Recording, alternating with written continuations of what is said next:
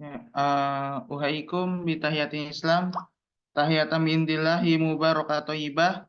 Assalamualaikum warahmatullahi wabarakatuh. Alhamdulillahirrabbilalamin, salatu wassalamu ala rasulillah, wa ala alihi wa sahbihi wa man walah. Wala haula wala quwata illa billah. Asyhadu an la ilaha illallah wahdahu la syarikalah wa asyhadu anna Muhammadan abduhu wa rasul amma ba'du. Selamat pagi sebelumnya kepada teman-teman sekalian dan pada Ustazah Putih. Di sini kami dari kelompok 3 yang beranggotakan Nabila Ayunawati, Nadia Pitaloka Putri, dan saya sendiri Rizka Putra Torik, izin memaparkan presentasi dengan judul jenis tes pembelajaran bahasa Arab berdasarkan perskoran. Nah, boleh dilanjut?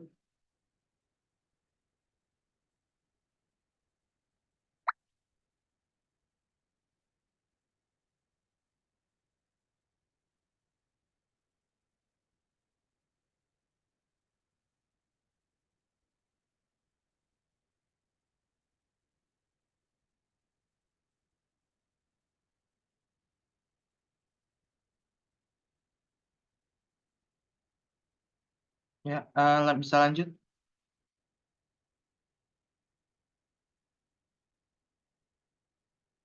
Nah, di materi pada pagi hari ini kami akan menjelaskan subbab materi. Ada 4, yaitu ada jenis tes benar salah, kemudian ada jenis tes menjodohkan, kemudian ada jenis tes pilihan ganda, dan ada jenis tes esai. Ya, lanjut.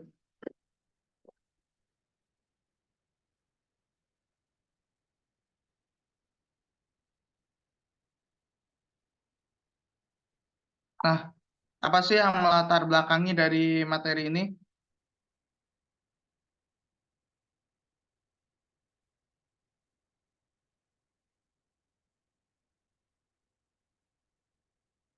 Latar belakangnya itu evaluasi pembelajaran itu merupakan kemampuan dasar mutlak ya yang harus dimiliki oleh seorang guru atau calon guru.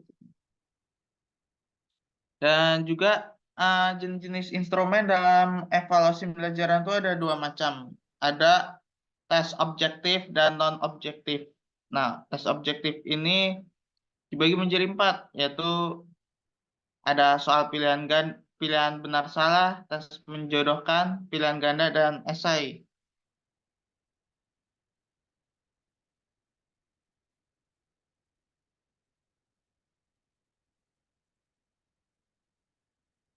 Nah, boleh dilanjut.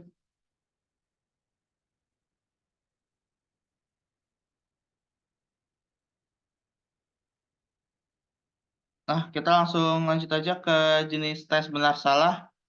Nah, bentuk tes benar salah itu merupakan soal yang mengandung 2 kemungkinan jawaban, yaitu benar atau salah gitu. Nah, fungsi dari bentuk soal benar salah ini adalah untuk mengukur kemampuan peserta didik agar dapat membedakan antara fakta dengan pendapat.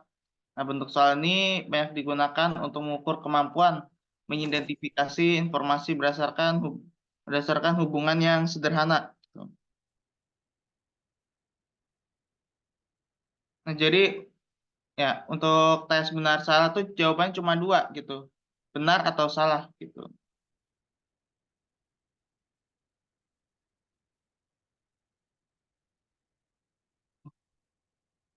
Boleh dilanjut ke slide sebelumnya? Boleh. Nah, cara mengerjakan ini soal ini dengan melingkari atau menandai pada jawaban yang dianggap benar ya. Kelebihan tes benar ini adalah tes benar ini salah satu itu mudah disusun dan dilaksanakan. Dapat dinilai dengan cepat dan objektif ya, karena jawabannya cuma 2, benar atau salah. Dan dapat mencakup materi yang lebih luas gitu. Nah, kekurangan dari tes ini, peserta didik cenderung menjawab dengan coba-coba gitu. Nah, ini sering kita lihat ya. Kalau misalnya ada pertanyaan yang jawabannya benar salah, pasti kemungkinan peserta didik ini menjawab dengan apa coba-coba gitu. Habis itu kekurangannya tes ini memiliki derajat validitas dan reliabilitas yang rendah, gitu. Dan juga sering terjadi kekaburan untuk membuat soal yang benar-benar jelas. Nah, tes benar salah ini seperti contoh yang di atas ya. Ya, til komaro fi sobahi wa tagibu fil lail. Aku mendatangkan bulan. Maksudnya aku di sini tuh Allah. Allah tuh mendatangkan bulan di pagi hari dan menenggelamkan di malam hari. Apakah benar atau salah? Ya, itu salah satu contoh dari jenis tes benar salah. Ya, boleh lanjut.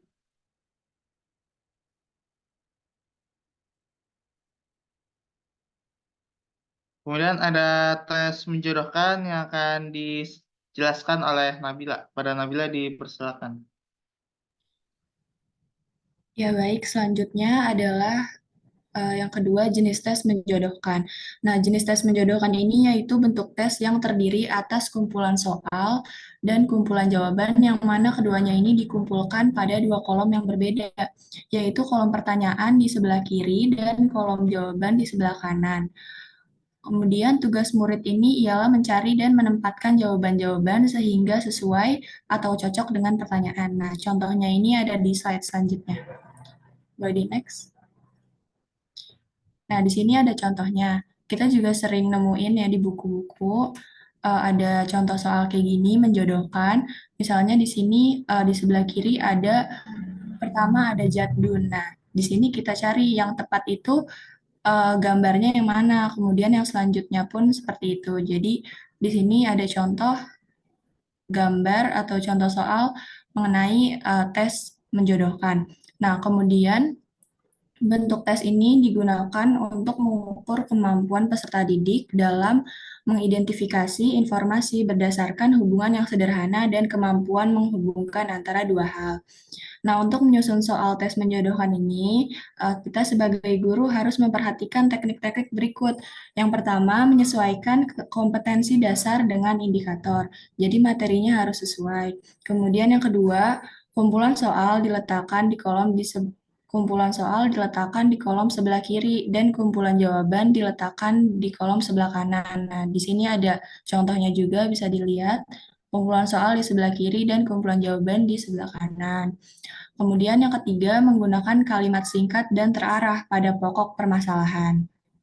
Oke, boleh di next. Kemudian yang ketiga, yaitu jenis tes berbentuk pilihan ganda. Nah, jenis tes pilihan ganda ini merupakan bentuk tes objektif yang mana tes ini menyajikan soal dan beberapa pilihan jawaban yang hanya ada satu jawaban yang benar.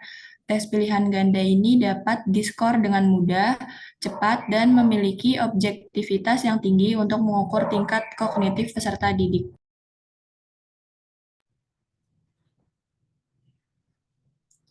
Nah, jenis tes ini juga sangat cocok digunakan pada ujian yang berskala besar dan hasilnya harus segera diumumkan, seperti ujian akhir sekolah, ujian nasional, dan ujian masuk perguruan tinggi, dan lain-lain. Jadi kalau misalnya kita mengikuti ujian nasional atau misalnya UTBK, kan kita nggak mungkin disajikan soal esai gitu ya, karena itu hasilnya bakal cepat diumumin, makanya bentuk jenis tesnya itu bentuk jenis tes pilihan ganda. Nah, namun untuk menyusun tes soal pilihan ganda ini membutuhkan waktu yang lama dan penulis soal ini akan kesulitan membuat pengecoh yang homogen. Oke, boleh di next. Nah, di sini juga ada contoh tes pilihan ganda dan kita juga sering nemuin ya jenis tes pilihan ganda ini. Dan sebelum menyusun tes pilihan ganda, terdapat hal-hal yang harus diperhatikan oleh guru. Yang pertama, harus ada kesesuaian antara soal dan juga jawaban. Yang kedua, penyusunan kalimat tiap soal harus jelas. Kemudian yang ketiga, bahasa yang digunakan harus mudah oleh dipahami. Kemudian yang keempat, setiap soal harus mengandung satu masalah. Nah, di sini ada contohnya.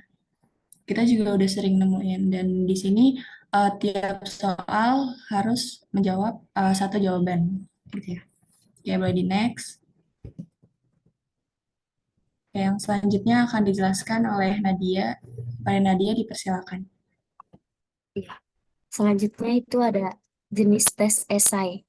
Tes esai sudah sangat populer, terutama di kalangan pendidikan tinggi. Penggunaannya dimulai tahun 2300 di Cina, dan hanya bentuk tes tersebut yang digunakan selama berabad-abad. Kebalikan dengan tes objektif, tes esai relatif lebih mudah untuk menyiapkannya, tetapi susah untuk memeriksa jawaban siswa.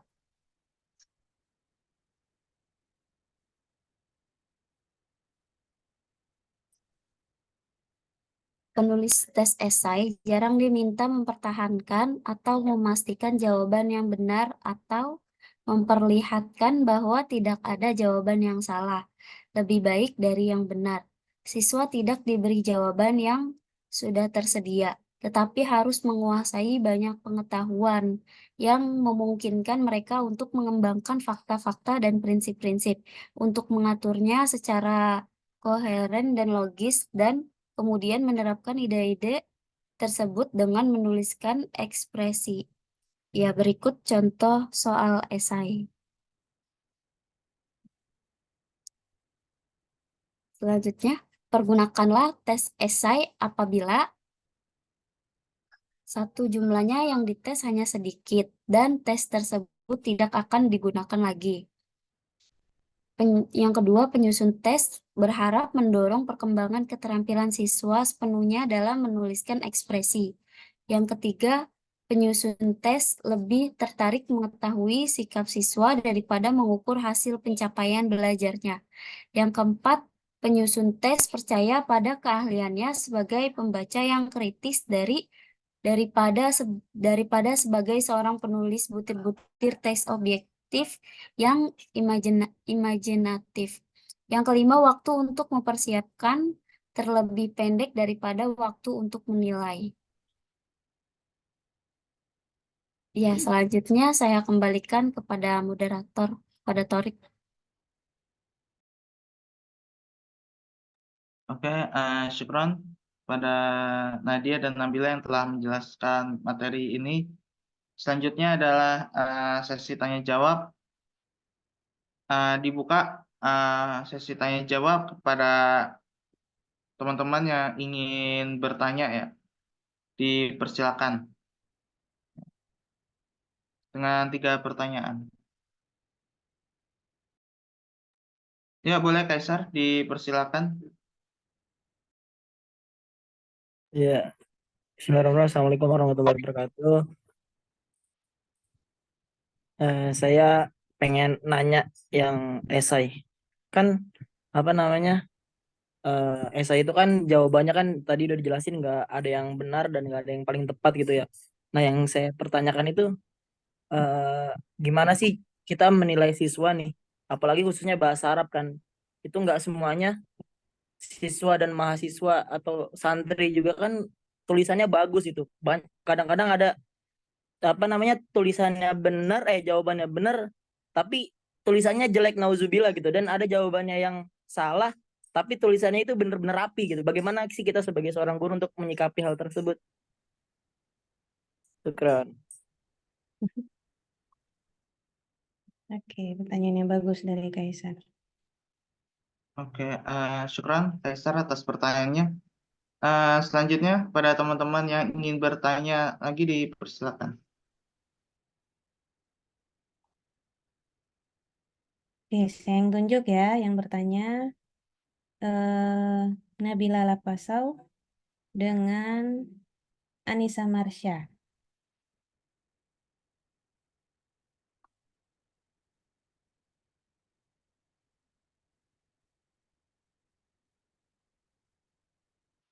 Silakan Nabila Lapasau dengan Anissa Marsha.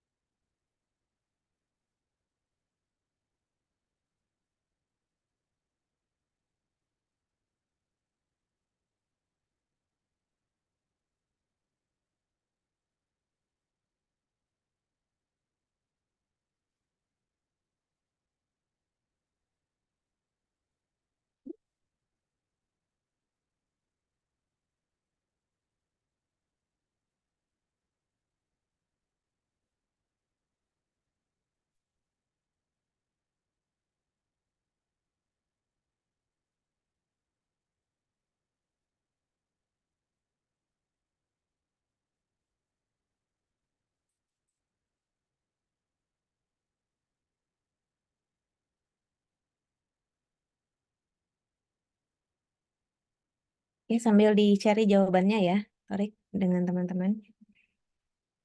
Dan sambil menunggu pertanyaan berikutnya dari Nabila dengan Anissa Marsha. Tapi yang lain kalau ada yang ingin bertanya dipersilakan.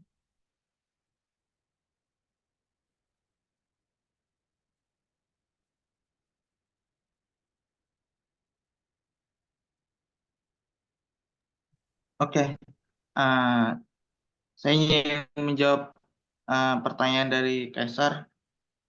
Gimana sih kita menilai soal esai gitu, yang mana tulisannya ada yang bagus dan ada yang tidak rapi gitu tulisannya.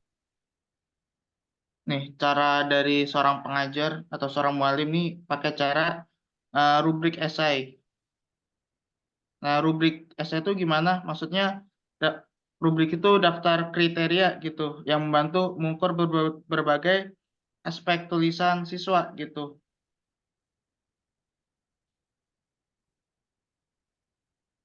Nah, habis itu tinjau setiap kriteria dengan siswa dan beri contoh spesifik tentang yang diharapkan gitu. Nah, setelah siswa menyelesaikan esai, minta nih minta ke siswa untuk menilai esai mereka sendiri menggunakan rubrik. Lalu berdalih dengan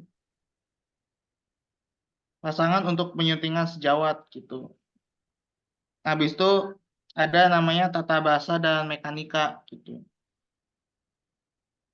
Nah, perhatiin juga nih kesalahan ejaan gitu, tanda baca dan tanda bahasa, apalagi dalam bahasa Arab ya. Itu banyak kata bahasanya gitu. Kalau misalnya salah harokat, ya bisa salah arti kan. Terus juga apa tuh diperhatikan juga tuh huruf-huruf yang sekiranya tuh mirip gitu. Kadang kan ada tulisan Arab yang apa tuh yang mirip gitu bentuk hurufnya gitu.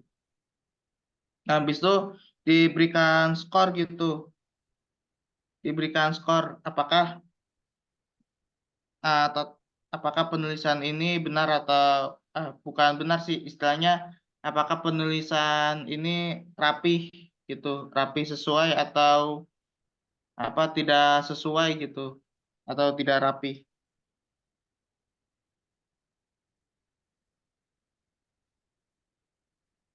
Nah, pokoknya intinya kita seorang pengajar atau seorang mualim itu harus apa ya, harus teliti gitu. Harus teliti dalam menilai soal esai gitu. Karena ya yang kita tahu ya juga bahasa Arab kalau misalnya salah huruf aja. Salah huruf misalnya mau nulis Bismillahirrohmanirrohim. Nah, yang ditulis itu malah jim. Bismillahirrohmanirrohim. Nah, itu juga bisa salah gitu. Ya, bisa dimengerti, Kaisar. Eh, pengen nanya lagi deh, kan tadi kan rubrik itu gimana tadi? Sorry, dikoreksi sama dia sendiri ya? Apa tukeran sama teman lain? Iya, ditukar sama itu itu teman sebangku lah misalnya gitu. Dinilai apakah tulisannya ini rapi atau enggak gitu. Nah, kalau misalkan teman kita sebagai guru aja sulit untuk mengetahui tuh tulisannya ini jelas apa nggak jelas, apalagi temennya gitu, Tarik. Ya, tapi kan kalau misalnya temennya itu kan pasti kan sering melihat gitu kan. Temennya pasti sering melihat gitu. Pastinya dari kesalahan tuh pasti bakal ngebantu gitu temennya. Oh. Nah, tadi kan kalau misalkan kita harus memperhatikan tanda bacanya ya. Nah, kalau misalkan kita boleh nggak sih sebagai guru tuh kalau misalkan ada nih tulisannya rapih, nah itu tuh kita kasih nilai gitu. Kita benerin atau kita apain gitu. Boleh nggak sih? Karena kan ya usaha mereka untuk menulis rapi gitu. Dibenerin maksudnya gimana? Dibenerin kalau misalnya ada yang salah gitu. Enggak, maksudnya kita kasih nilai aja gitu untuk si siswanya ini gitu. Jadi nggak kita salahin gitu. Boleh nggak sih? Entah setengah atau berapa gitu. Kan esai kan poin per poin gitu. Walaupun jawaban dia salah, tapi tulisan dia rapi, boleh nggak sih kita kasih nilai? Ya, itu tergantung ya, tergantung. Tep- eh, Sebenarnya juga apa tuh? Nggak boleh gitu ngasih nilai karena kan yang namanya harokat ya bisa yang tadi dibilang bisa salah arti gitu.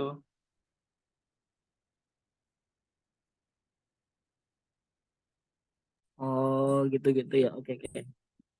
Syukran, Tarik. Soalnya selama ini waktu saya ngajar di pondok itu ada yang tulisannya rapi, ya saya kasih nilai. Terus kalau misalkan ada jawabannya yang dia tulisannya berantakan, ya saya samain gitu. Nggak boleh ya seperti itu, Tarik. Mau nambahin boleh. Jadi itu tiap guru sebenarnya beda-beda ya. Kita misalnya jadi guru terus kita ngasih soal esai ke murid kita gitu. Dan tiap guru itu pasti punya uh, penilaiannya masing-masing. Misalnya dari segi tulisan dikasih dikasih misalnya 5 poin gitu. Kemudian dari segi jawaban berapa poin. Jadi sebenarnya tergantung dari guru tersebut. Ada guru yang mungkin walaupun dia tulisannya bagus tapi jawabannya salah itu tetap disalahin. Ada juga guru yang kalau misalnya apa tadi? Kalau misalnya tulisannya bagus yang nggak dikasih poin gitu. Jadi tergantung dari masing-masing guru itu nilai aja gitu kalau misalnya menurut saya kayak gitu Kaisa. Ya, mau masuk juga aja. Eh, Menurut saya juga sama sih kayak Nabila. Jadi sebelum nilai itu udah ada apa skor-skor untuk penilaiannya. Misalnya kayak untuk tulisannya bagus itu dikasih nilai berapa, di benar salahnya harokatnya itu dikasih poin berapa gitu sih, Kaisar. Oke, syukron kelompok 3 atas jawabannya.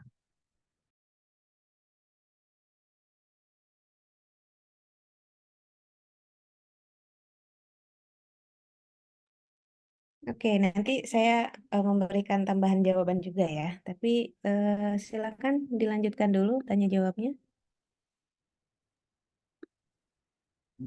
Baik, kepada teman-teman yang mempunyai pertanyaan dipersilakan.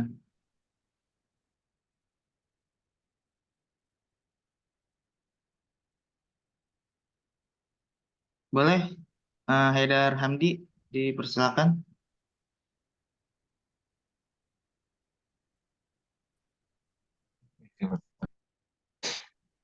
Saya akan dijelaskan kalau TCC itu relatif mudah dibanding tes objektif.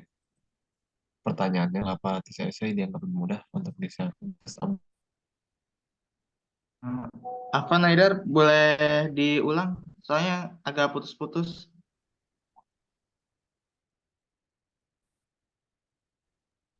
di kelompok aja. Boleh Haidar.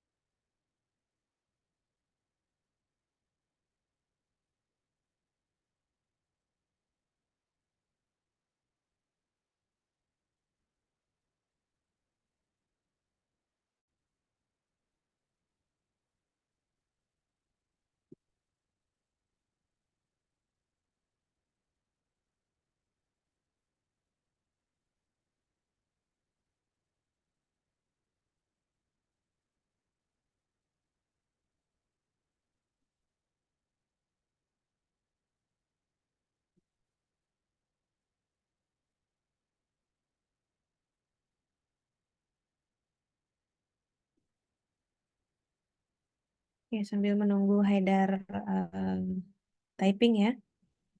Silakan tadi nama-nama yang saya sebutkan. Nabila, apakah hadir? Nabila Lapasau?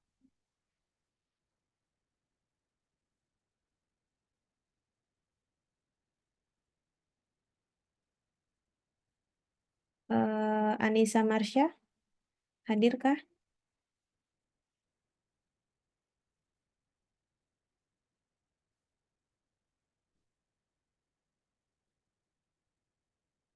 Tidak hadir ya keduanya ya, ini ya. Tapi tadi di awal bilangnya ini saja. Si Marsha lagi kontrol ke rumah sakit. Kalau si Nabila dia ini ke kelurahan. Oh, lagi ada urusan ya semua ini di sini. Oke, ya udah silakan dibuka kembali terpin pertanyaan.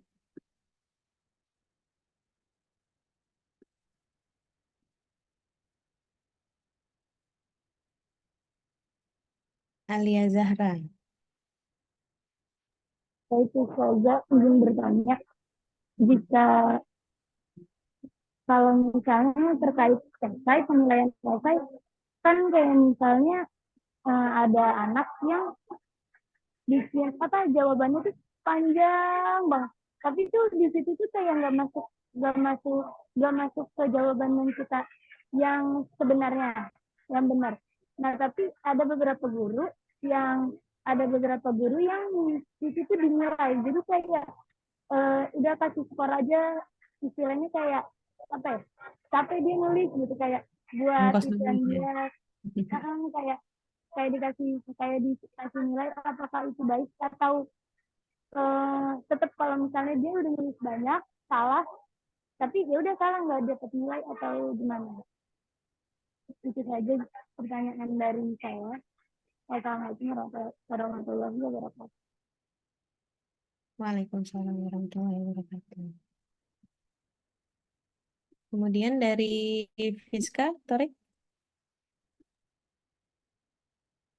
Izin bertanya ya. Boleh nggak sih kasih contoh soal pilihan ganda yang nggak baik gitu, yang nggak sesuai kriteria?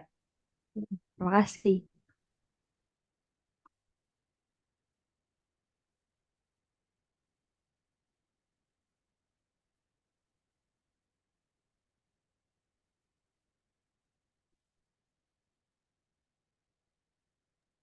Oke, terima kasih pada teman-teman yang sudah bertanya.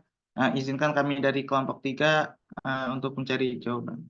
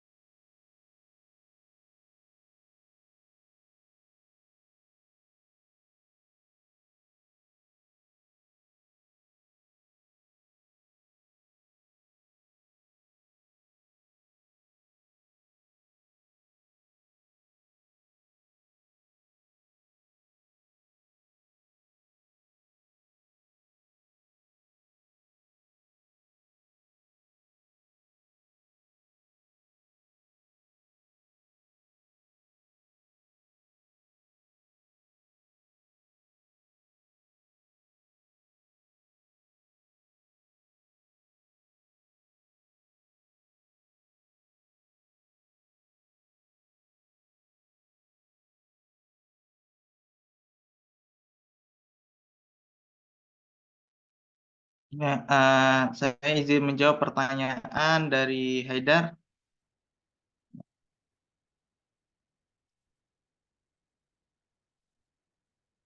Pertanyaan dari Haidar itu, kenapa sih tes esai itu lebih mudah dibuat ya, lebih mudah disiapkan dibandingkan tes objektif gitu. Karena kalau tes esai itu Haidar.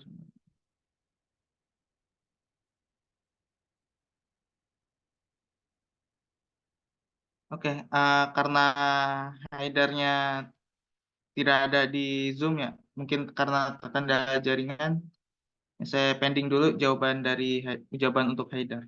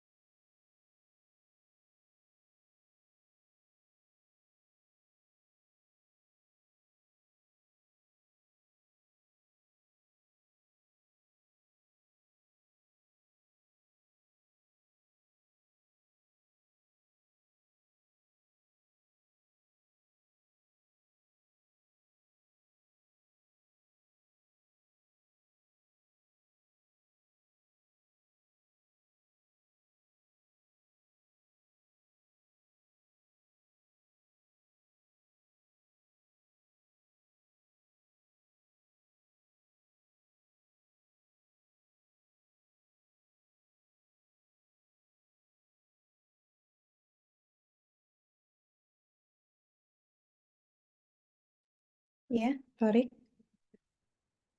Nabila, Nadia, silakan.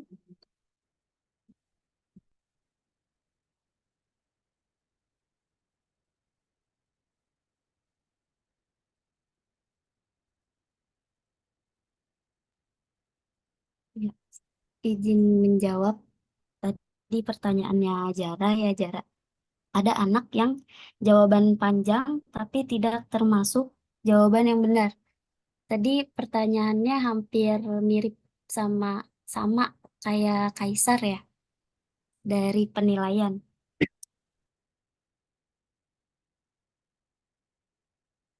Jadi untuk penilaian soal esai itu ada dua metode, metode analisis sama metode sortir. Metode analisis itu merupakan cara penilaian dengan menyiapkan model jawaban. Dengan demikian, seorang yang membuat soal sudah memiliki jawaban yang dianalisis menjadi beberapa tahap. Nah, setiap jawaban itu memiliki skor tertentu sesuai dengan tingkat kebenarannya. Yang kedua, metode sortir. Metode ini digunakan untuk memberikan skor tahapan terhadap jawaban-jawaban yang tidak dibagi menjadi beberapa elemen, namun jawaban dibaca secara keseluruhan. Hasil jawaban nantinya bisa diklasifikasikan menjadi beberapa kategori dari baik sekali, baik, cukup, sedang, kurang, atau kurang sekali. Nah, itu balik lagi ke gurunya. Gimana cara?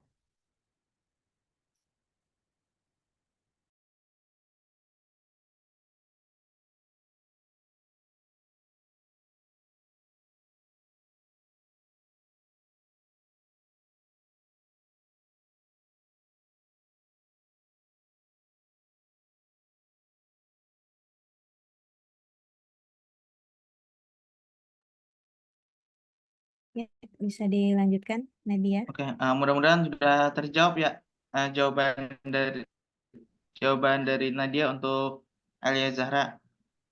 Izinkan saya menjawab pertanyaan dari Haidar. Ya, kenapa tes esai itu lebih mudah untuk disiapkan dibandingkan tes objektif? Karena tes esai itu apa ya? Alasan itu itu punya sifat kreatif gitu. Siswa itu memiliki kebebasan gitu untuk mengekspresikan pikirannya gitu dengan cara yang lebih bebas gitu. Terus juga dapat menggali yang lebih dalam dan mengembangkan argumen. Nah, ini apa ya kuncinya? Kenapa tes esai lebih mudah disiapkan? Karena untuk mengembangkan argumen gitu. Berbeda dengan tes objektif gitu. Kalau tes objektif itu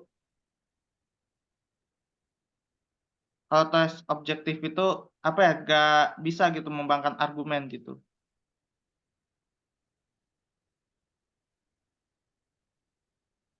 Terus juga persiapan materinya ya. Kalau tes esai itu dia memerlukan pemahaman yang mendalam gitu tentang materi yang diuji gitu. Tapi siswa dapat mempersiapkan materi ini dengan membaca gitu, mengamati dan memahami konsep secara menyeluruh gitu. Berbeda dengan tes objektif yang mana siswa tuh harus ingat fakta-fakta dan detail yang lebih spesifik gitu, yang mungkin memerlukan lebih banyak usahanya gitu.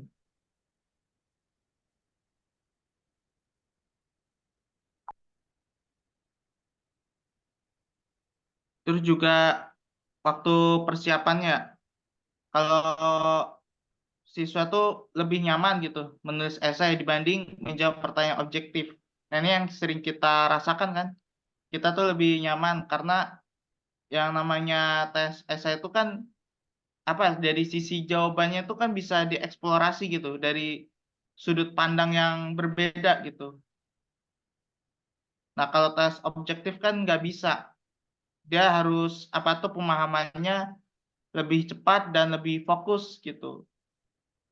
Jadinya ke tes objektif itu kayak lebih spesifik gitu.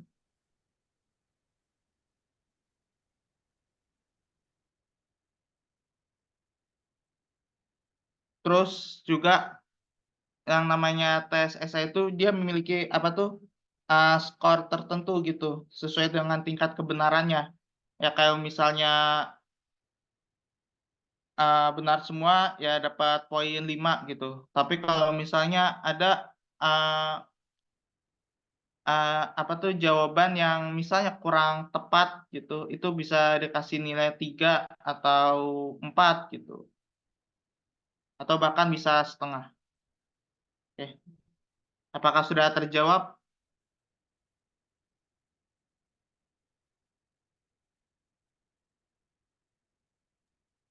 Tarik.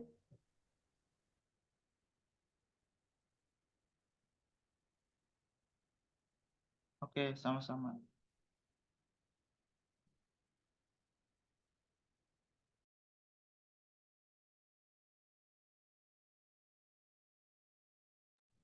Oke, mungkin selanjutnya pertanyaan dari Fiska. Tadi pertanyaannya itu bagaimana contoh soal yang tidak sesuai kriteria. Ya, Fiska kayak gitu bukan soalnya tadi. Pertanyaannya. Iya, iya. Ya. Nah, jadi di sini ada beberapa soal yang kita kategorikan itu kurang baik. Yang pertama, setiap soal itu harus sesuai sama indikator. Jadi misalnya kita mau bahas bab tentang anggota tubuh gitu. Jadi soalnya itu harus mengenai bab yang mau diujikan, nggak boleh keluar dari bab tersebut gitu. Kemudian yang kedua, pilihan jawaban itu harus homogen dan logis dari segi materi. Jadi nggak boleh soal sama jawaban itu nggak logis gitu ya. Nah, kemudian pokok soal itu harus dirumuskan secara jelas dan tegas. Jadi tiap soal harus dirumuskan secara jelas dan tegas gitu. Kemudian panjang rumusan pilihan jawaban harus relatif sama. Misalnya pada pilihan ganda yang bagian A jawabannya misalnya berapa kata, yang B, yang C dan D juga harus disesuaikan seperti itu. Nah, biasanya itu kita kalau ngerjain soal pilihan ganda kadang ngelihat ya jawaban yang paling panjang, oh itu jawabannya gitu. Padahal nggak selalu kayak gitu. Nah, kemudian kalau misalnya di soal itu ada gambar grafik atau tabel atau diagram, nah itu tuh harus jelas gitu gambarnya kayak gimana, kemudian dipaparinnya juga harus jelas gitu di soal itu, nggak boleh nggak jelas. Nah, kemudian kalau misalnya kayak ada soal ujian nasional gitu, misalnya ujian nasional ini kan pasti untuk berlakunya untuk satu Indonesia gitu ya, untuk satu Indonesia. Kita tuh nggak boleh menggunakan bahasa setempat. Kayak misalnya karena yang bikin soal ini orang Jawa, jadi soalnya tuh menggunakan bahasa Jawa kayak gitu kan. Jadi orang yang di luar Jawa kan nggak tahu gitu kan ini soalnya artinya apa gitu. Nah, mungkin kayak gitu. Apakah sudah terjawab?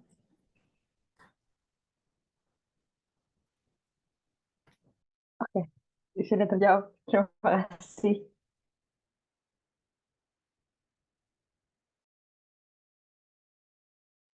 Oke, izin memberikan jawaban tambahan untuk Alia Zahra ya. Tadi Alia Zahra bertanya lagi, apakah boleh diberi skor jika dia menjawab banyak tapi salah gitu?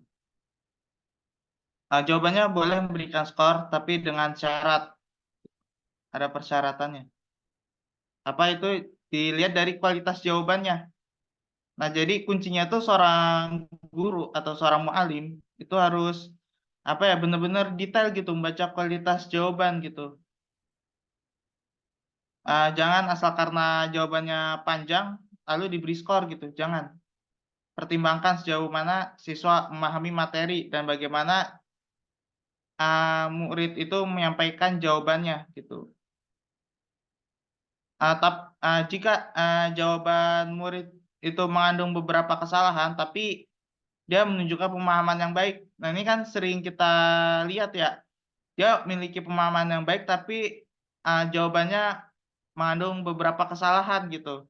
Ya karena masalah argumen tadi gitu yang argumentasinya kurang gitu, itu boleh gitu diberikan nilai gitu.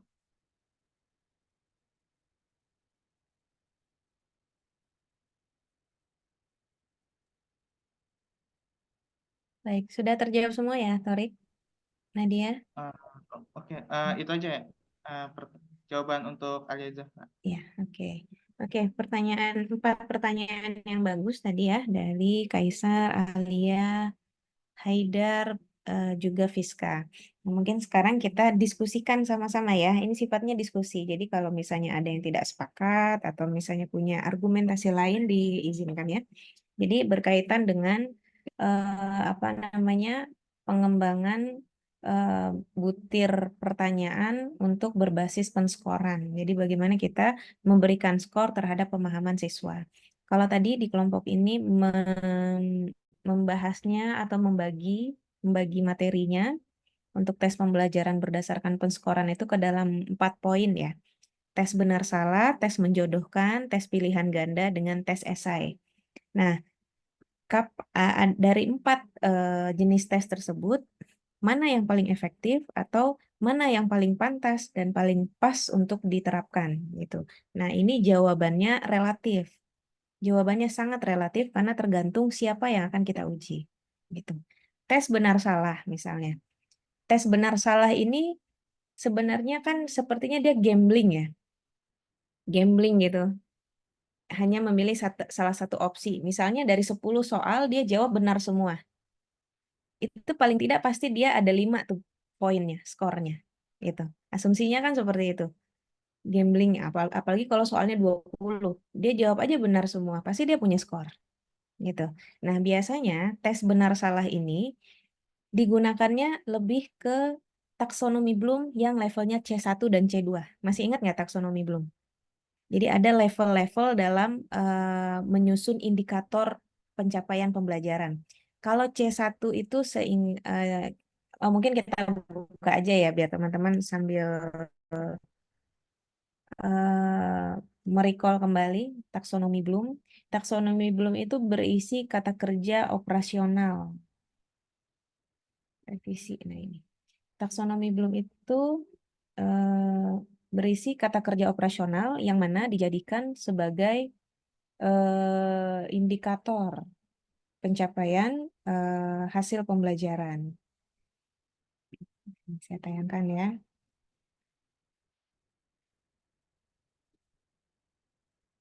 Nah, jadi saat teman-teman merancang RPP, termasuk saat teman-teman akan merancang butir soal, taksonomi Bloom ini perlu diketahui terlebih dahulu. Maksudnya, kita perlu mengukur apa yang mau kita ukur, C berapa yang mau kita ukur. Jadi taksonomi Bloom itu terbagi dalam 6 poin ya, C1 sampai C6. Mengingat, memahami, mengaplikasikan, menganalisis, mengevaluasi, atau mencipta. Yang pertama misalnya mengingat. Mengingat ini biasanya lebih ke arah definisi. Kalau pertanyaan kita berkaitan dengan definisi. Gitu. Misalnya apakah yang dimaksud dengan masdar? Misalnya gitu. Mahwal masdar. Nah, terus ada opsi pilihan jawaban. Masdar ini, terus yang satu lagi jawabannya salah. Dia tinggal pilih salah satu, mana yang benar, mana yang salah. Gitu. Nah, itu lebih ke arah benar-benar hanya mengingat. Gitu. Yang kedua memahami. Misalnya, apa ya, misalnya ada berapa jenis masdar gitu. Ada berapa jenis masdar? Nah, mungkin ada juga yang menggunakan misalnya jawabannya pilihan ganda. Jawaban pilihan ganda atau masih mau menggunakan benar salah. Nah, jadi kalau jawaban dengan opsi benar salah termasuk jawaban untuk jawaban untuk menjodohkan. Itu kan sebenarnya mirip ya, menjodohkan. Nah, itu mungkin ranahnya untuk mengukur C1 sampai C3 ini nih. Bahkan mungkin C1 sampai C2 saja. Gitu. Jadi kalau misalnya teman-teman mengajar untuk mengukur pemahaman dan ingatan mereka, boleh pakai itu. Tapi kalau sudah ranahnya bergeser ke mengaplikasikan, bagaimana dia mengaplikasikan masdar? Coba buat masdar dari kata misalnya atharo yuthiru, gitu. Nah, itu kan artinya dia harus mengaplikasikan, apalagi diminta untuk menerapkan ke dalam sebuah kalimat. Nah, itu tidak terakomodasi. Bagaimana kalau kita menggunakan soal benar salah, tidak terakomodasi jadinya gitu. Kemudian ada lagi menganalisis. Misalnya menganalisis masdar berikut ini berasal dari wazan apa? Itu. Nah, itu kan artinya dia harus menganalisis atau dari kalimat ini ada masdar apa saja dalam satu kalimat. Gitu. Itu kan artinya sudah menganalisis. Tidak bisa kita menggunakan opsi jawaban benar salah. Apalagi mengevaluasi dan mencipta. Jadi kiranya saat teman-teman akan menyusun butir soal, ininya tetap harus diperhatikan juga taksonomi belumnya. Level apa yang mau dites atau level apa yang mau dinilai. Kalau tadi contoh yang saya jelaskan adalah mengenai benar salah, termasuk menjodohkan. Apalagi kalau menjodohkan tuh kan kayaknya di sini soal, di sini jawaban, terus kita hanya mencocokkan karena dia nggak jauh beda dengan benar salah gitu. Walaupun akan ada opsi bisa jadi dia salah semua, salah jodohnya semua, nggak ada yang sejodoh gitu. Tapi kalau benar salah kan bisa aja dari 10 soal dia jawab benar semua, dia dapat 5 poin gitu. Nah, jadi tes benar salah, tes menjodohkan itu untuk mengukur C1 dengan C2 dalam taksonomi ini ya. Digunakan di ranah apa? Ranah SD, SMP masih oke. Tapi pada ranah SMA itu menjadi kurang pas. Karena di SMA sudah tidak lagi ditanyakan secara definisi. Karena kalau sudah SMA kan sudah mulai banyak praktik. Apalagi di perguruan tinggi, sudah lebih banyak diberikan kasus. Makanya di perguruan tinggi, tes lebih banyak bersifat esai. Bentuknya kasus, bagaimana dia menyajikan jawabannya dalam sebuah tulisan yang sistematis. Gitu. Yang dua tadi bisa dipahami ya, teman-teman. Nah, kemudian kita mengarah ke pertanyaan yang ini dulu. Yang pilihan ganda dulu. Tadi menjadi pertanyaannya Fiska ya. Fiska bertanya bagaimana bentuk-bentuk kesalahan dalam penyusunan soal pilihan ganda atau soal pilihan ganda yang nggak sesuai kriteria itu jika apa sih gitu. Nah, jadi gini, dalam penyusunan soal pilihan ganda dengan esai itu sama. Kita juga harus melihat apa yang mau kita ukur, siapa yang akan mengisi jawaban kita, dan lain sebagainya. Contoh misalnya tadi ujian nasional. Ujian nasional, pakai soal esai, babak belur itu penilainya nanti. Dan jawabannya itu pasti akan lama. Maksudnya dapat skornya pasti akan lama karena harus dibaca satu persatu. Sehingga mengingat jumlahnya yang sangat massal, yang sangat banyak, akhirnya diputuskan menggunakan soal pilihan ganda. Gitu. Nah, jadi benar-benar harus kita lihat dulu siapa yang akan kita nilai. Misalnya nanti Putri mau, misalnya Putri mengampu satu mata pelajaran bahasa Arab. Tapi ternyata di sebuah pesantren anaknya ada 100. Dan durasi yang diberikan hanya 1 pekan atau hanya 3 hari misalnya. Lalu Putri membuat butir pertanyaan esai. Nah, itu mungkin nggak tidur-tidur tuh Putri mengoreksi 100 siswa yang ada di sekolah tersebut. Gitu. Nah, jadi bagaimana? Ada opsi lainnya, yaitu pilihan ganda. Nah, dalam menyusun pilihan ganda pun, ada syarat dan ketentuan yang berlaku. Jadi gini, kalau pilihan ganda, itu kita babak belur dalam penyusunan soal dan penyusunan butir jawaban. Tuh. Kalian udah ikut kan analisis kontrastif, anakon anakes? Waktu itu soalnya hanya 25, tapi pasti pusing deh mikirin jawabannya mana yang paling benar, kok kayaknya benar semua gitu. Karena ya itu saya babak belur di awal dengan Ustadz Hakam, bagaimana caranya supaya nih mahasiswa merasa ini kok jawaban kayak benar semua ya. Jadi paling tidak dia harus benar-benar menganalisis gitu. Jadi kalau soal pilihan ganda memang babak belur di awal. Tapi kalau soal esai babak belurnya di akhir, seperti pertanyaannya tadi Haidar. Kalau esai itu kenapa kok dia lebih mudah gitu untuk ditanyakan ya? Sebenarnya kita bisa aja bertanya, apa yang dimaksud dengan A? Jelaskan, berikan contoh, masukkan dalam ini gitu. Jadi satu soal aja bisa beranak jadi 3 jawaban. Dan itu mudah sekali bagi kita untuk bertanya apapun yang kita mau. Dalam satu soal kadang anaknya ada 3. Gitu kan? Misalnya ada kasus A, jelaskan menurut konsep B. Kemudian jelaskan ciri-cirinya. Nah, kan tinggal gitu kan gampang aja tuh bikin soal. Tapi nanti begitu saat kita mengoreksinya, kitanya yang babak belur gitu. Tapi dalam tanda kutip, apakah soal untuk guru? Apakah soal pilihan ganda itu baik untuk siswa? Nah, itu kembali lagi relatif bentuknya, ya. Tergantung apa yang mau kita ukur. ada satu soal yang mana kayaknya ini nggak bisa nih kalau bukan esai. Dia harus esai. Karena misalnya soalnya kitabah gitu. Ya berarti kan memang harus esai kalau kitabah. Tapi kalau istimewa apakah boleh pilihan ganda? Boleh saja. Istimewa apakah boleh esai? Boleh juga gitu. Jadi benar-benar apa yang akan diukur. Nah, kemudian kita bahas dulu satu persatu mengenai soal pilihan ganda. Tadi saya sampaikan soal pilihan ganda itu memang repot di awal. Tapi di akhir itu gampang sekali bagi kita. Apalagi misalnya bagi saya, waktu setelah menyusun 25 soal, seharian saya bikin soal, benar-benar mencari opsi jawaban yang, apa namanya, yang tidak mengarah, gimana ya, yang membuat teman-teman benar-benar perlu jawaban dikirim, yang sampai ke saya udah langsung nilai. Karena saya kan pakai opsi ini ya, apa namanya, opsi benar salah, ada skornya di setiap pilihan jawaban gitu. Begitu teman-teman selesai UAS, nilai udah saya share ke Pak Hakam dengan Prof Yumna. Prof, nih udah selesai UAS atau UTS. Gitu. Jadi mudahnya memang di akhir. Nah, dalam penyusunan soal pilihan ganda ada beberapa butir atau beberapa hal yang harus diperhatikan untuk menentukan pilihan jawaban. Yang pertama, hindari penggunaan kata atau pilihan jawaban benar semua atau salah semua. Nah, itu harus dihindari. Karena biasanya sering terjadi. Misalnya gini, opsi pilihan jawabannya A, B, C, D, E. Jawabannya tuh sebenarnya ada di A, B, C. Ini benar semua. Makanya akhirnya yang D-nya ditulis jawaban benar semua. Gitu. Karena kalau dia milih A atau B atau C, itu kan jadi nggak benar karena nggak mengakomodasi jawaban yang lain. Akhirnya kita kasih opsi jawaban benar semua. Gitu. Nah, jawaban yang seperti ini harus dihindari. Karena mengapa? Karena itu mengarahkan si siswa untuk benar-benar mengetahui, oh yang paling benar yang ini atau dia yang menjadi yang paling salah. Poin D itu langsung di skip sama mereka. Oh ini paling benar. Atau dia bisa tahu kalau ini paling salah. Karena opsi jawabannya cuma ada dua di atas. A dan B benar, C-nya salah, kemudian D-nya jawaban salah semua. Nah, berarti kan dia kalau dia sudah tahu yang salah cuman hanya di C, tapi dia terkecoh dengan yang D, akhirnya dia milih D. Gitu. Jadi ada salah satu opsi jawaban yang itu dilarang.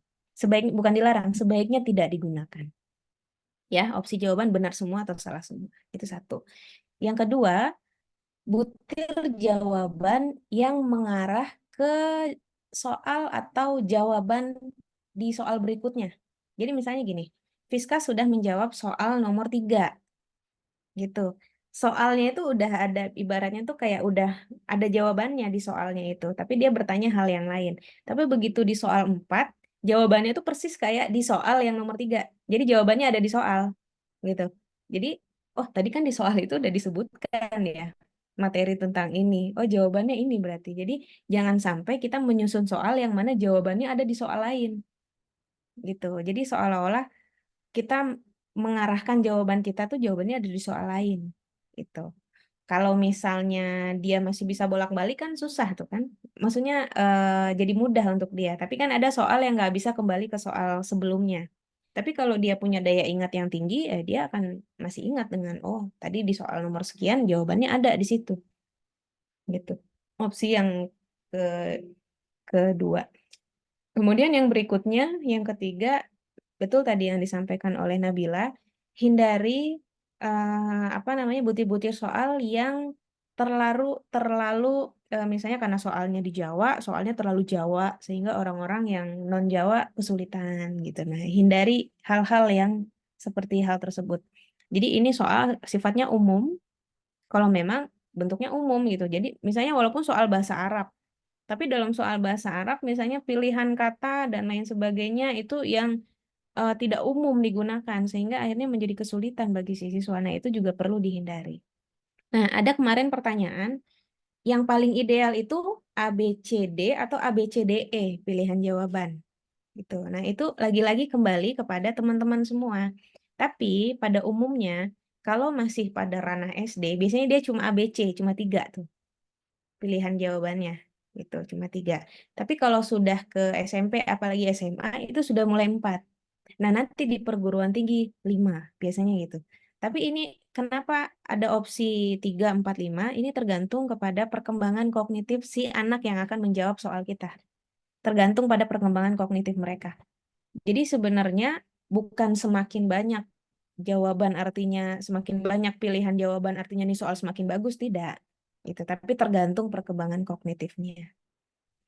Tapi kadang ada juga guru atau dosen di perguruan tinggi 4 aja deh gitu. Karena beliaunya juga udah apalagi ya satu jawaban lagi gitu. 4 saja pun juga tidak apa-apa. Tapi tergantung opsi-opsi pilihan jawabannya yang disiapkan oleh si guru atau si dosen gitu.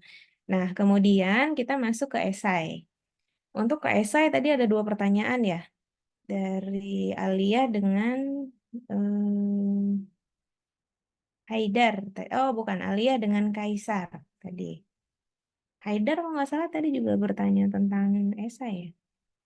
Haidar tes esai. Oh ya, sudah terjawab tadi ya kenapa tes esai lebih mudah dibuat daripada tes pilihan ganda. Berarti ini untuk menjawab pertanyaannya Kaisar dengan Alia. Membuat soal esai cenderung lebih mudah. Itu fakta, cenderung lebih mudah. Nah, tapi bagaimana saat kita mengoreksi? Ada satu anak, menurut Kaisar, ini anak paham, tapi tulisannya tuh nauzubillah nggak bisa dibaca misalnya gitu.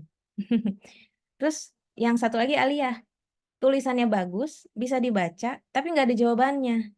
Itu. Nah ini faktanya memang demikian. Faktanya memang demikian. Saya pun juga kalau ngoreksi kitabah tuh ada yang nggak bisa saya baca. Ini harus benar-benar apa ya memakan banyak waktu untuk memahami ini huruf apa yang dia tulis ya gitu. Akhirnya kayak tebak-tebakan saya. Ini jim apa ya? Ini jim apa ba? Ini ada titiknya 1 tapi kok bentuk ininya apa gitu. Jadi nah, itu jadi begini jawabannya. Kalau saya pribadi dengan beberapa literatur yang pernah saya baca, saat kita ingin membuat soal esai, itu harus disiapkan juga dengan rubrik jawabannya. Rubrik jawaban itu bukan jawaban yang harus sesuai dengan template kata per kata, bukan. Paling tidak ada poin yang terakomodasi, terjawab oleh si siswa. Jadi biasanya kalau penguji esai itu dia akan mencari kata kunci.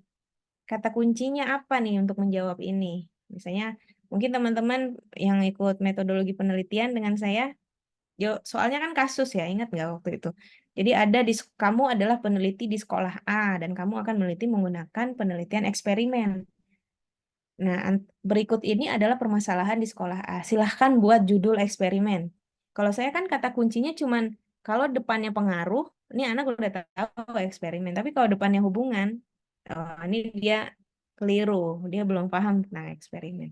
Jadi kata kunci satu saya kalau di depan katanya pengaruh, ini misalnya penilaiannya untuk satu soal misalnya skornya 20 karena ada 5 soal misalnya gitu. Kalau dia sudah benar di kata pengaruh, saya kasih dia poin 10. Nah, nanti saya lihat lagi variabel X-nya dengan X1 dengan variabel Y-nya apa. Variabel X-nya benar, variabel Y-nya salah. Atau sebaliknya, berarti dia hanya dapat tambahan 5 poin. Karena salah satunya Y-nya salah. Artinya dia dapat skor 15. Gitu. Nah, jadi saat kita menilai jawaban dengan esai itu kita harus siapkan rubriknya juga gitu. Jadi misal dalam satu soal ada tiga tanda tanya, artinya kan ada 3 jawaban. Nah mungkin kalau misalnya skornya 20 untuk menjawab soal tersebut semuanya, nah itu teman-teman tinggal membaginya. Apakah bobotnya sama semua atau mungkin soal yang pertama sub soal pertama di soal tersebut itu memakan porsi yang lebih tinggi. Contohnya tadi, jadi 10-5-5 dalam satu soal. Jadi untuk mendapatkan hasil atau nilai yang skornya 20, nah kalau jawaban satunya oke, sesuai kata kunci, dapat nilai 10. Jawaban keduanya oke, dapat nilai 5. Ketiganya oke, dapat nilai 5. Berarti dalam satu soal dia sudah memenuhi 20 kriteria. Dapat nilai 20. Nanti soal kedua gitu lagi, 20, dikumpulkan, karena 5 soal jadinya 100 gitu. Nah, kira-kira seperti itu. Nah, kemudian bagaimana nih mengakomodasi yang tadi jawabannya kurang oke tapi tulisannya bagus dan sebaliknya jawabannya bagus tapi tulisannya yang kurang bagus gitu. Nah, sebenarnya guru atau dosen boleh saja menambahkan 1 kriteria. Tapi kriteria ini sebaiknya diinformasikan lebih awal kepada si siswa. Karena ini kan di luar konteks pemahaman, di luar konteks pemahaman mereka tentang materi. Jadi mungkin di awal sudah ditegaskan, bagi yang tulisannya tidak bisa saya baca, saya beri pengurangan nilai 5 poin, misalnya gitu. Nah, jadi saat mereka menulis tuh mereka akan sangat hati-hati. Gitu. Jadi saat itu akan dijadikan rubrik penilaian. Kaisar dengan Aliyah misalnya nanti saat mau menggunakan itu boleh disampaikan di awal.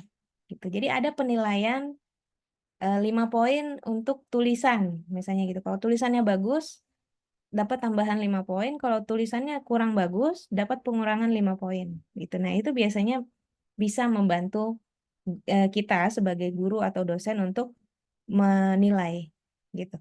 Nah, kemudian mungkin ada beberapa hal dari saya. Teman-teman udah pernah ngoreksi soal esai belum? Praktek langsung pernah nggak? Putri belum. Nabila sudah? Udah pernah belum? Pernah, Ustazah? Pernah. Nah, itu apakah Nabila bisa menyelesaikan dalam 1 kali atau berhari-hari? Enggak, Ustazah, lama. Lama ya. Kalau Alia juga pernah ya. Nah, jadi gini. eh Kalau soal pilihan ganda kan mungkin bisa ya seharian atau kita hibahkan kepada adik kita misalnya saat kita bannya karena dulu saya waktu saya masih SD tante saya dosen kadang kalau lagi musim-musim UTS UAS gitu saya suka dipanggil sama tante saya jadi untuk ini ngasih nilai ini benar ini salah gitu kalau itu kan siapa aja kan bisa menilai ya benar salah kan karena ABC kan ABCDE ini benar nah terus dihitung skornya berapa gitu jadi bisa di apa namanya dibantu oleh orang lain tapi kalau esai itu agak sulit harus kita sendiri yang mengoreksi nah terkadang faktanya dalam menilai esai itu memang nggak bisa seharian bukan seharian nggak bisa dalam 1 kali apa namanya 1 kali menilai contoh misalnya saya membuat soal esai untuk mata kuliah FPBA satu kelas aja ini kan kalian bisa 40 siswa, 40 mahasiswa. Paling saya sejam bisanya misalnya 10 sampai 20 siswa, istirahat dulu. Terus nanti baru lanjut lagi, gitu kan. Nah, terkadang gini, saat kita menilai jawaban esai itu dari diri kitanya juga perlu dipersiapkan. Kesiapan kitanya sebagai penilai itu juga harus disiapkan. Karena semakin lama itu semakin jenuh biasanya. Karena kan berulang soalnya kan. Soal itu lagi, jawabannya itu lagi itu. Akhirnya kan berulang. Kemudian akan menjadi jenuh gitu. Kalau saran dari saya, yang pertama lakukan blind review. Blind review itu teman-teman nggak tahu yang dinilai ini siapa. Kadang saya suka melipat bagian nama. Bagian nama ini siswa ini siapa gitu. Gitu. Karena terkadang itu menjadi subjektivitas penilaian juga. Karena misalnya gini, udah jenuh. Tapi karena misalnya, oh di kelas Nabila aktif misalnya. Udahlah, bagusin aja nilainya. Padahal jawaban Nabila misalnya tidak lebih baik dari jawabannya Farah Anjeli misalnya. Tapi Farah Anjeli tidak terlalu aktif contohnya di kelas gitu. Nah, jadi salah satu upaya guru atau dosen dalam membangun objektivitas penilaian boleh lakukan blind review. Jadi dilipat aja bagian kepala ininya yang ada nama si anak. Itu satu, lakukan blind review agar kita tetap mempertahankan objektivitas penilaian. Yang kedua, jangan dipaksakan harus selesai dalam sekian jam. Sementara teman-teman benar-benar sudah jenuh, apalagi kalau tulisannya sudah tidak bisa dibaca. Biasanya karena tulisannya tidak bisa dibaca, tapi sebenarnya jawabannya benar, akhirnya kita menyalahkan gitu. Salah gitu. Karena sudah terlalu kesel duluan yang si penilainya nih, tulisan nggak bisa dibaca gitu.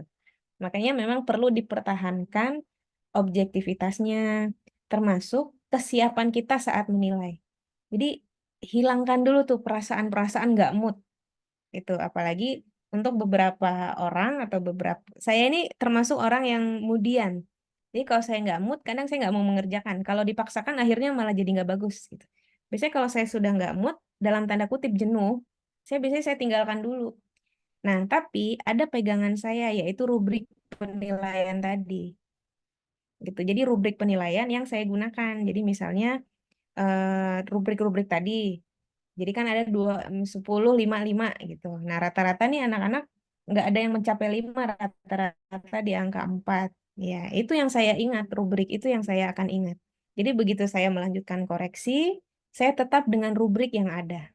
Jadi terkadang gini, rubrik penilaian itu yang akan membantu kita mempertahankan apa namanya?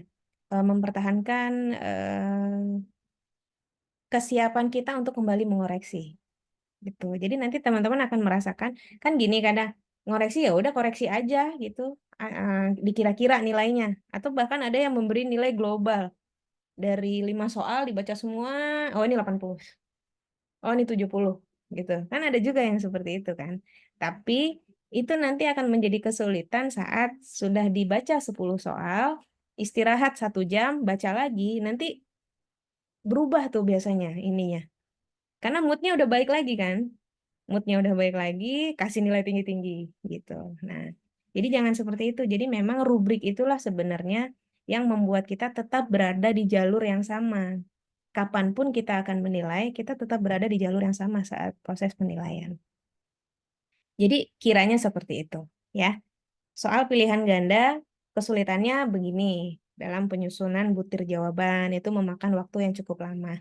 Tapi dia tetap objektif. Dia tetap bisa menjadi soal yang paling objektif. Sama halnya seperti esai.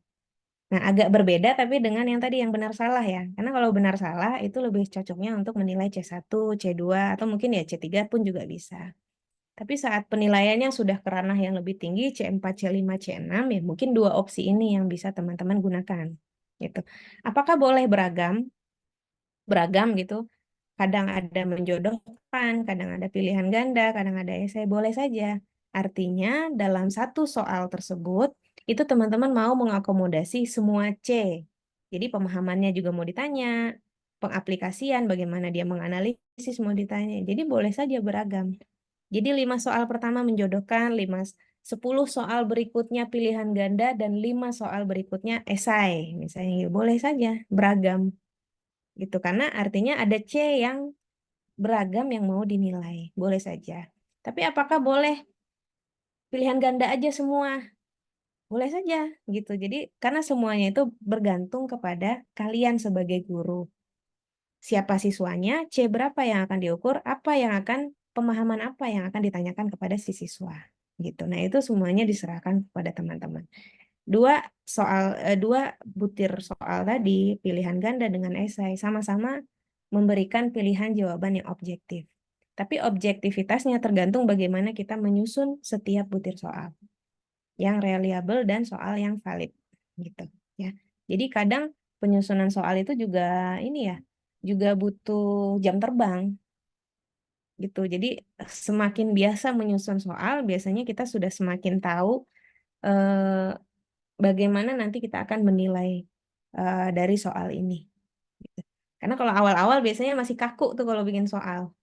Langsung ketahuan jawabannya biasanya gitu. Tapi kalau sudah semakin jam terbang ya sama halnya seperti teman-teman mengajar gitu kan. Semakin biasa mengajar, semakin biasa berinteraksi dengan siswa, akan terasa sendiri atmosfer akademik di di kelas gitu sudah mulai terasa dengan sendirinya. Tapi intinya itu ya jam terbang tadi. Oke? Bisa dipahami ya. Jadi silahkan saat nanti teman-teman membuat butir soal, begitu teman-teman sudah PKM di sekolah, nah, silahkan berkreasi. Tapi yang penting pertama ketahui taksonomi belumnya.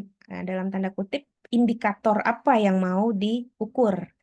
Terus yang kedua tentukan jenis soal yang ingin diujikan. Soalnya apa? Gitu, jenis soal. Nah, mau pilihan ganda, mau esai, dan lain sebagainya. Dengan melihat siapa yang akan dinilai, berapa durasi yang teman-teman butuhkan untuk mengoreksi, dan lain sebagainya. Karena itu nanti yang paling tahu kan teman-teman. Gitu ya. Insya Allah dengan itu nanti teman-teman bisa menjadi guru-guru yang terbaik, guru-guru masa depan bahasanya kalau sekarang kan, guru-guru masa depan.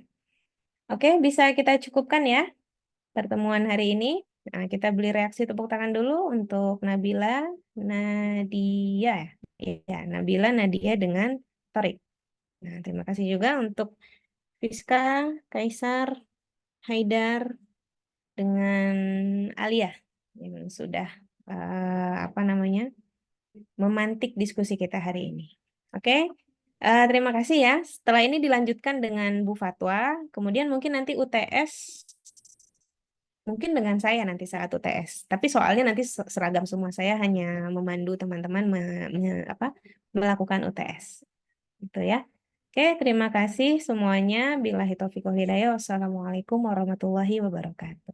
Waalaikumsalam warahmatullahi wabarakatuh. Waalaikumsalam warahmatullahi wabarakatuh.